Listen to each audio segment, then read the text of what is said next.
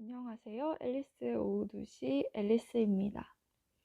오늘은 랑시에르의 무지한 스승 4장을 읽어보려고 합니다. 4장의 제목은 무시의 사회. 신기하죠? 무시를 하는데 그게 사회적으로 벌어지는 일이란 뜻일까요? 우리 사회가 서로 무시하는 사회란 뜻일까요? 무시의 사회 굉장히 인상적인 장이었는데 함께 읽어보도록 하겠습니다.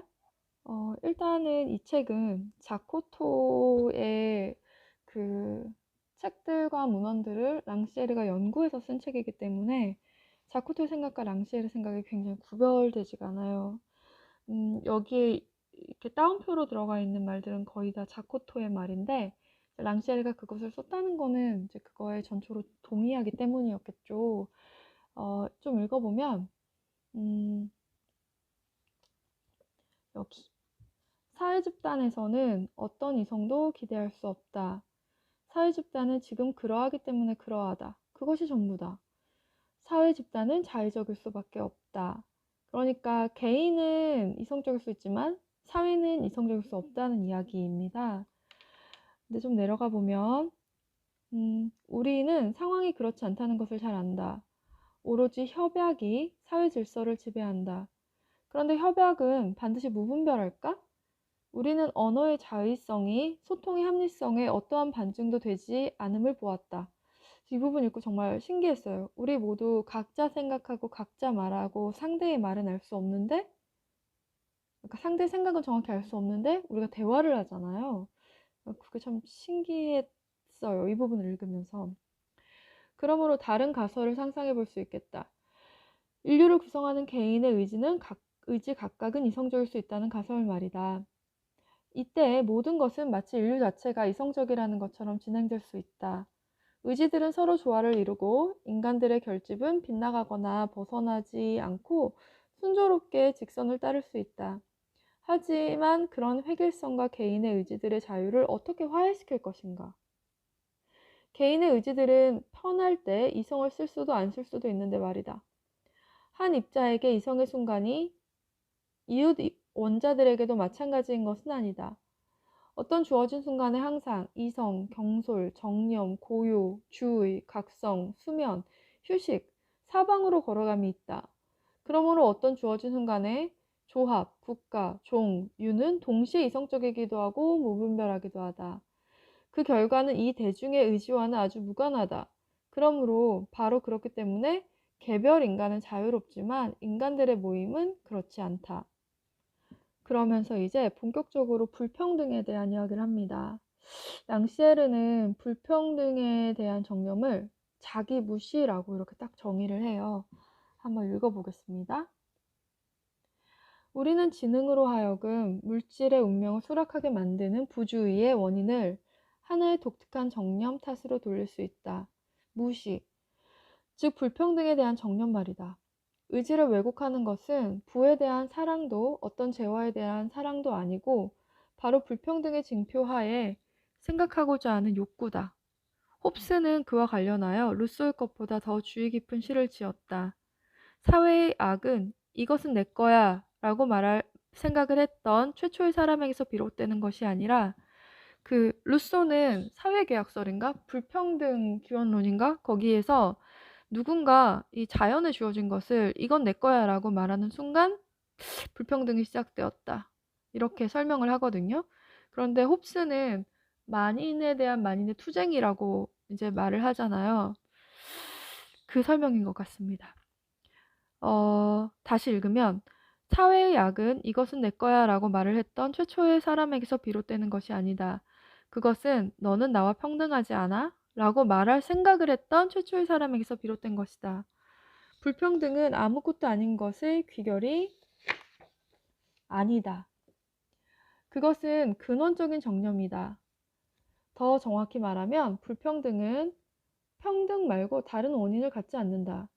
불평등주의적 정념은 평등에 대해 느끼는 현기증, 평등이 요청하는 무한한 과제 앞에서 피우는 게으름, 이성적 존재가 자기 자신의 의무 앞에서 느끼는 두려움이다.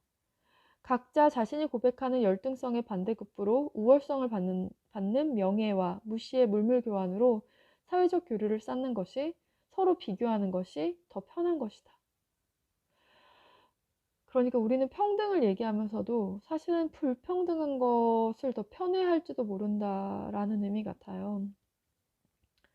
그래야 이성적 존재들의 평등은 사회적 불평등 속에서 동요한다. 우리가 사용한 우주론의 은유에 머물러 보자. 우리는 자유의지를 무게의 물질적 체계 속에 종속시켰던 것, 정신을 중력의 맹목적 세계 속에 떨어뜨렸던 것이 무게가 더 많이 나가는 것에 대한 정념이라고 말할 것이다. 불평등주의적 무분별 때문에 개인은 스스로를 포기하고 자신의 본질이 지닌 공통의 척도로 잴 수 없는 비물질성을 포기한다. 불평등주의적 무분별은 응집을 사실로 만들고 집단적 허구의 지배를 만든다. 지배에 대한 사랑 때문에 인간들은 이성적일 수 없는 협약의 질서 속에서 서로 제 몸을 지킬 수밖에 없다.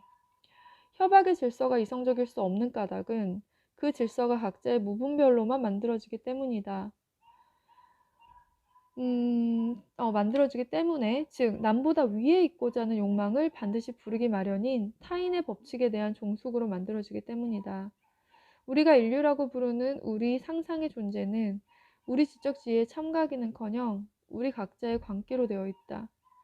흙으로 빚어진 신체에 갇혀 있고 물질의 사악한 신성에 복종하는 영혼의 맹목적 필연이나 불행한 운명을 탓하지 말자. 사악한 신도, 치명적인 집합체도 근본적인 악도 없다. 오로지 그것의 결론을 펼치는 불평등에 대한 정념 또는 허구가 있는 것이다. 그렇기 때문에 명백히 모순되어 보이는 두 가지 방식으로 사회적 종속을 묘사할 수 있을 것이다.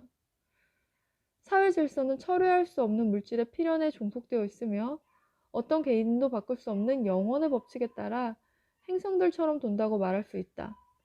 또한 사회 질서는 허구에 지나지 않는다고 말할 수 있다. 유, 종, 조합 같은 모든 것은 어떤 실제성도 갖고 있지 않다. 오로지 개인만이 실제하고 오로지 개인만이 의지와 지능을 가지고 있다. 개인들을 인류의, 사회의 법에, 다양한 권위에 종속시키는 질서 전체는 상상의 산물일 뿐이다. 이 두 이야기의 방식은 결국 같은 것으로 귀결된다.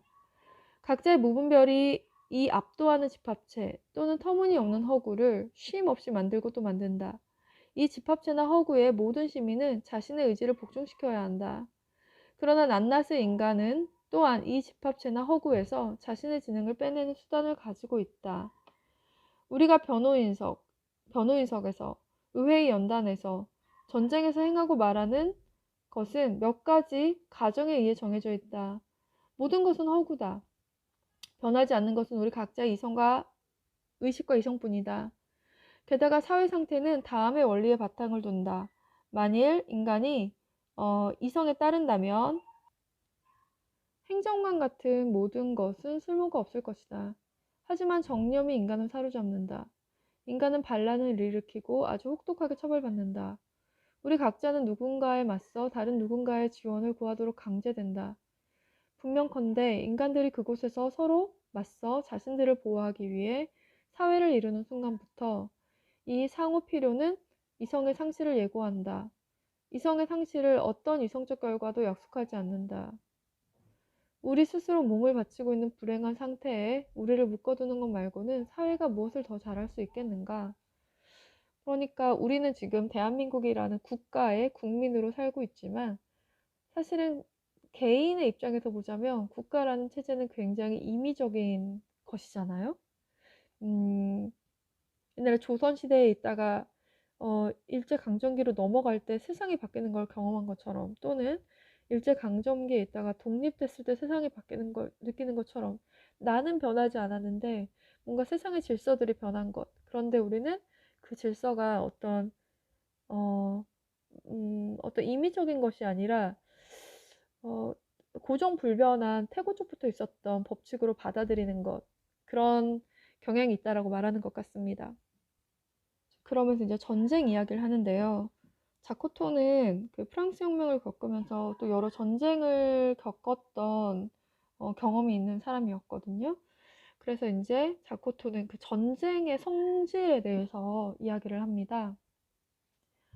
어, 사회적 무분별은 전쟁이다. 그것은 전쟁터와 연단이라는 두 모습을 한 전쟁이다. 전쟁터는 사회를 제대로 보여주는 초상이다. 그것은 사회를 정립하는 지능의 불평등이라는 의견에서 정확히 그리고 완전히 흘러나온 결론이다. 두 사람이 만날 때 그들은 서로 지능이 평등하다고 생각하는 양 예를 갖춘다. 만일 둘 중 하나가 다른 사람의 나라 한가운데에 깊숙이 들어간다면 더 이상의 체면치레는 없다. 사람들은 힘을 이치에 부합하는 양 남용한다. 침입자의 모든 것은 그의 야만적 태생을 나타낸다. 사람들은 침입자를 격식을 차리지 않고 한 명의 백치로 대한다.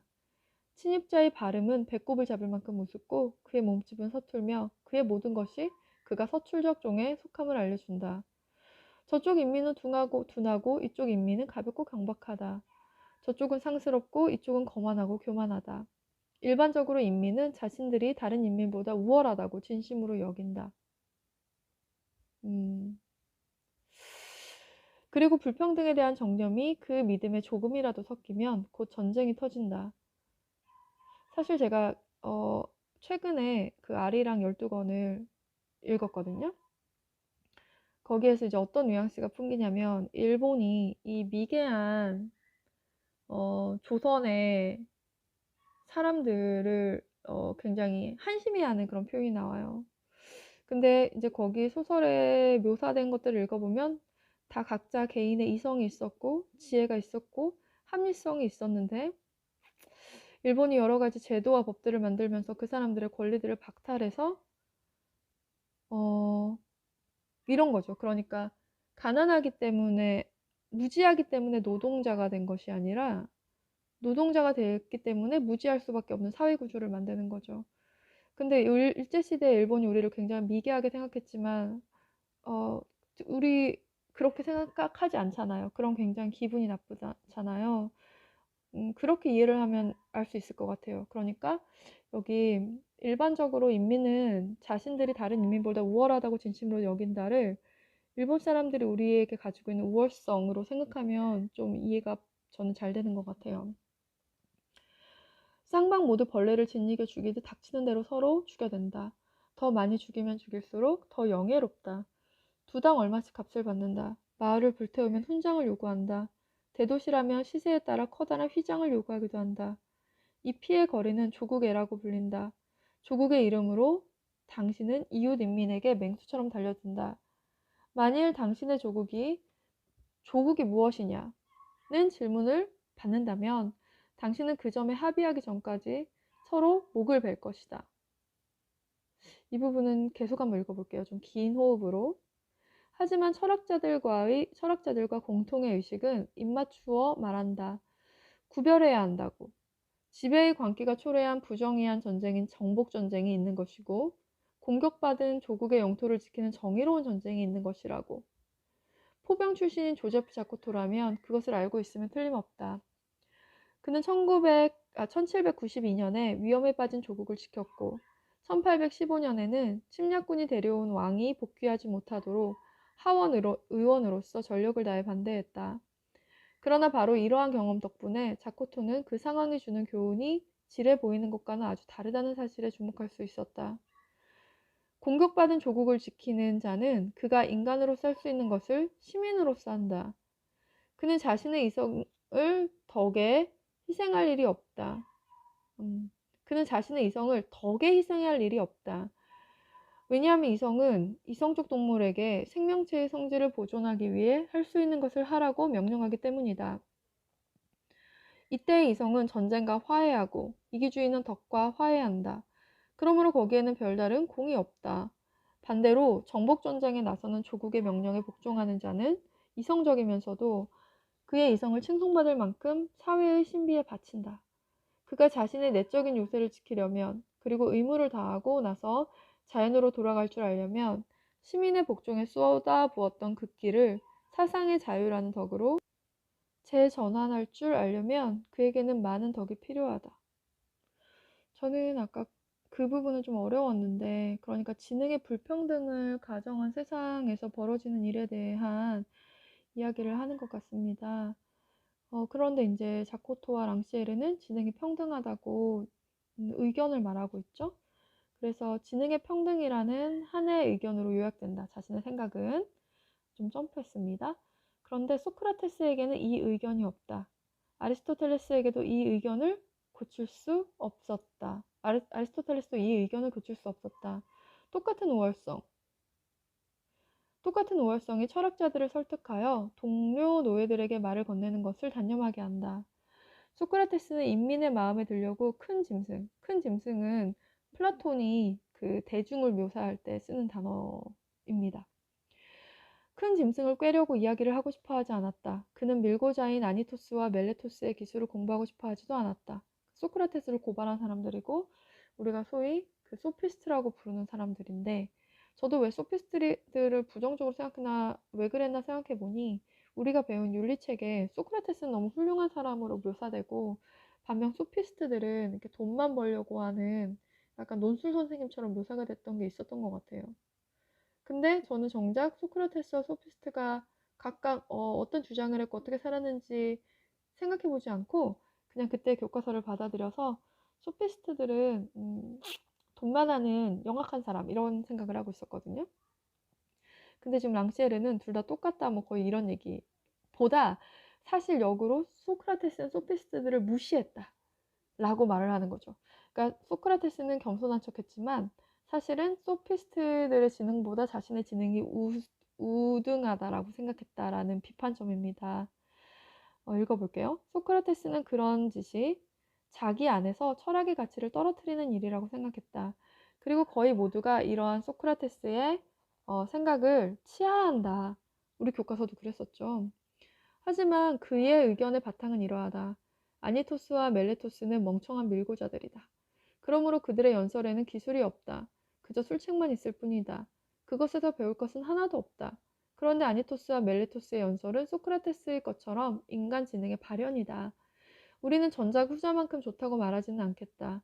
우리는 그저 그들의 연설도 같은 지능에 속한다고 말할 것이다. 소크라테스 그 무지한 자, 자기 스스로 그렇게 말했잖아요. 무지한 자는 스스로가 재판정의 웅변가들보다 우월하다고 생각했다. 그는 그들의 기술을 배우는데 게을렀다. 그는 세상의 무분별에 동의했다. 그는 왜 그렇게 행동했을까? 라이오스, 오이디푸스, 그리고 모든 비극의 주인공들이 파멸한 것과 같은 이유에서다. 소크라테스는 델포의 신탁을 믿었다. 그는 신이 자기를 뽑았으며 신이 그에게 개인적인 메시지를 전달했다고 여겼다. 그는 우월한 존재들의 광기, 즉 자기가 천재라는 믿음을 공유했다. 신이 준 영감을 받은 존재는 아니토스의 연설을 배우지 않으며 그것을 되풀이하지도 않고 그것이 필요할 때에도 그들의 기술을 제 것으로 만들려고 애쓰지 않는다. 그렇게 해서 아니토스 같은 자들이 사회 질서에서는 주인들이다. 사람들은 여전히 말할 것이다. 어쨌든 아니토스 같은 자들이 주인이 될 것이 아닌가. 게다가 무엇도 사회의 질서를 바꿀 수 없다는 것을 안다면 광장에서 이긴들 무슨 소용이 있는가. 자신의 목숨을 구하고 자신의 이성을 지키는 이성적 개인들 또는 당신이 그렇게 부르고 싶다면 해방된 자들이 사회를 바꾸기 위해 아무것도 할 수 없다면 그리고 그들이 미치광이보다 더 소리를 잘한다는 더 슬픔으로 귀착된다면 도대체 뭐가 좋을까? 그 랑시에르가 지능의 평등을 얘기할 때 근거로 내세우는 것 중에 하나가 아이들이 모국어를 배우는 능력이 있다라는 거였잖아요.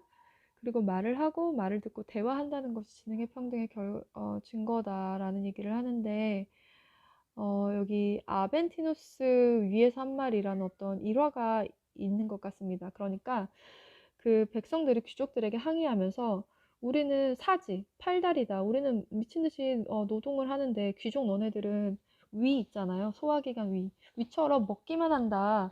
라고 이제 항의를 합니다. 이제 그것에 대해서 그 메네니우스 아그리파가 이제 가서 평민들에게 이런 말을 한다고 해요. 메네니우스 아그리파가 말한다. 그가 평민들에게 한 이야기의 세세한 내용은 그다지 중요하지 않다. 중요한 것은 그가 그들에게 말하고 그들이 그 말을 들으며 또 그들이 그에게 말하고 그가 그들의 말을 듣는다는 사실이다. 그는 그들에게 사지와 위에 대해 말하는데 이는 어쩌면 그다지 아부성 발언은 아닌 것 같다. 하지만 아그리파가 평민들에게 알려준 것은 다음과 같다. 평민들이 지능을 가지고 있음을 보여주는 징표를 똑같이 가진 자로 스스로를 인정한 이상, 평민들은 말하는 존재로서 평등하며 그들에게는 이해해야 하는 능력이 있다는 것이다. 아그리파는 평민들더러 귀족들과 똑같이 위라고 말한 셈이다. 이는 다른 사람들의 연설을 공부하고 되풀이하면서 뜯어보고 다시 붙여보면서 익힌 기술에 속한다. 시대착오적으로 굳이 말하자면 그것은 보편적 가르침에 속한다.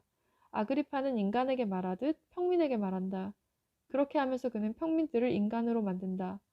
이는 지적 해방에 속한다. 그렇게 평민에게 말하는 것이 아니라 사람에게 말하는 것처럼, 노동자에게 말하는 것이 아니라 사람에게 말하는 것처럼, 그렇게 할 때 그렇게 그것이 가능하기 위해서 우리는 진행의 평등을 가정해야 한다 라는 말인 것 같아요. 이제 4장의 마지막 부분을 읽어보겠습니다. 모든 인간은 다른 인간이 그에게 하는 말이 무엇인지 이해하도록 태어난다는 사실을 인정하는 자야말로 지적 해방을 아는 것이다. 4장의 이야기는 이렇게 마치고요. 다음 시간은 이 무지한 스승의 마지막 부분 5장을 함께 읽도록 하겠습니다. 앨리스의 오두시 앨리스였습니다. 안녕.